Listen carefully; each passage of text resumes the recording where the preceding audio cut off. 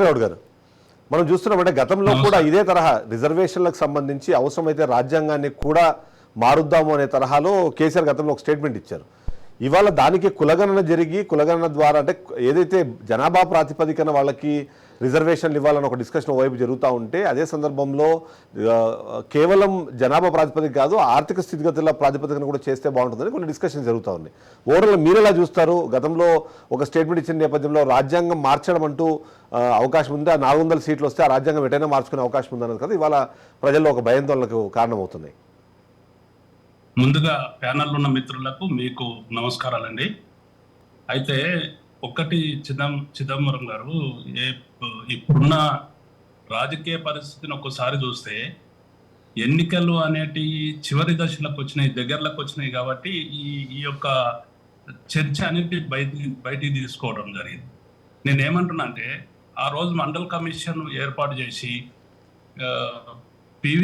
మన విపి సింగ్ గారు ప్రధానమంత్రి ఉన్న టైం లోపల ప్రధానంగా రిజర్వేషన్ వ్యతిరేకించి రిజర్వేషన్ కొరకే ప్రభుత్వాన్ని వడగొట్టే పరిస్థితికి వచ్చింది ఆ రోజు బీజేపీ పార్టీ. కాబట్టి బీసీలకు యావత్ దేశమంతా కూడా భారతీయ జనతా పార్టీ మీద ఒక అనుమానాలు ఉన్న మాట అయితే వాస్తవం.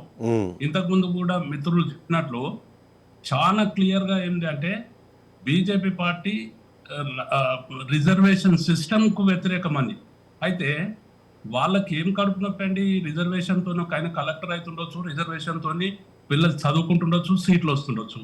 అందులో కూడా అగ్రకులాల్లో ఉన్న నిరుపేదలకు కూడా ఈ రోజు రిజర్వేషన్ పెట్టే పరిస్థితి ఉన్నది కదా.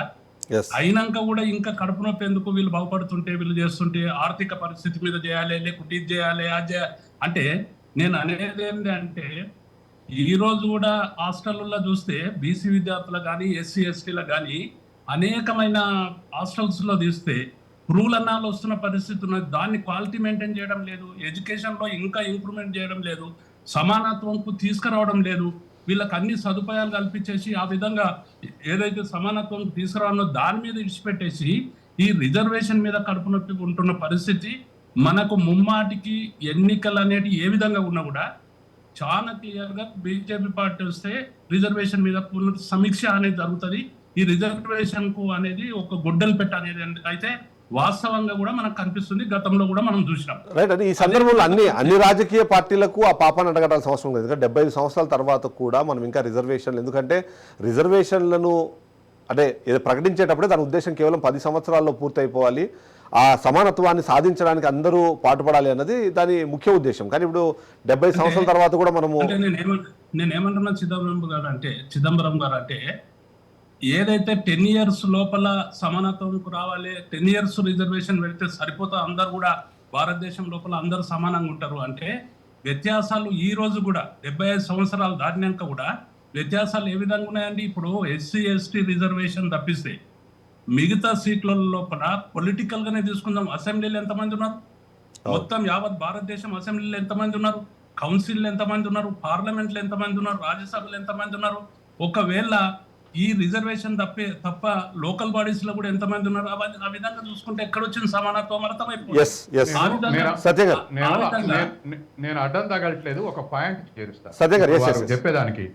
ఏమిటంటే ఇప్పుడు మీరు అన్నట్టుగా 10 ఏళ్ళు అన్నప్పుడు మండల కమిషన్ నియమించి అమలు చేసే నాటికి, విపి సింగ్ అమలు చేసే నాటికి 52% ఉన్న బీసీలు కేంద్ర ప్రభుత్వ ఉద్యోగాలలో 12% మాత్రమే ఉన్నారు. అవును, 27% అసలు అప్పటికి ఉన్న వాళ్ళు 12% మంది. తర్వాత ఇంప్రూవ్ అయింది, విపి సింగ్ తీసుకొచ్చినాక ఇంప్రూవ్ అయింది. మీరు యాంకర్ అన్న దానికి చెప్తారు.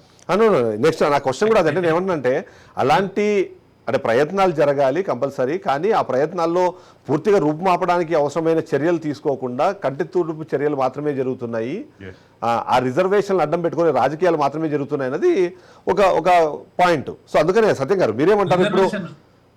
లేదండి, రిజర్వేషన్ అడ్డం పెట్టుకోవడం కాదు, రిజర్వేషన్ మీదనే రాజకీయాలు చేస్తా ఉన్నారు. ఈ రోజు మధ్యకొచ్చినాయి కాంగ్రెస్ పార్టీకైనా లేకుంటే భారతీయ జనతా పార్టీకైనా ఈ రోజు మధ్యకొచ్చిన పరిస్థితి ఉన్నది రిజర్వేషన్ మీద.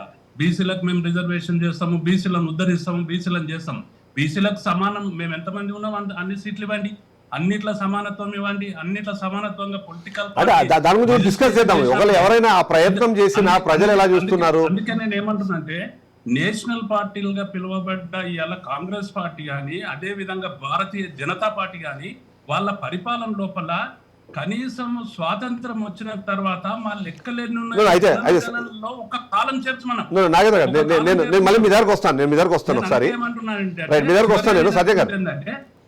నేను చివరికి ఏమంటున్నా అంటే ఒక్క కాలం చేరిస్తే మా లెక్క మాకు వస్తుంది. ఆ విధంగా చేర్చమంటే కూడా చేర్చని పరిస్థితి నుండి ఇవి ఇంతవరకు తీసుకో. మీరు ఫస్ట్ అడిగిన పాయింట్ కూడా నేను క్లియర్ చేయాల్సిన అవసరం లేదు. రాజ్యాంగాన్ని సవరణ చేతము అని అన్నాడు. బీసీల కొరకు కానీ ఎస్సీల కొరకు కానీ అనేకమైన సార్లు రాజ్యాంగ సవరణలు జరిగినా కూడా వాళ్ళ స్వార్థంకు రాజకీయ సవరణలు చేసుకున్నారు. కానీ ఈ బీసీ ఎస్సీ ఎస్టీల అభ్యున్నతి కొరకు ఈ రాజ్యాంగ సవరణ చేద్దాం అని చెప్పి మాత్రమే కేసీఆర్ గారు అనడం జరిగింది గతంలో.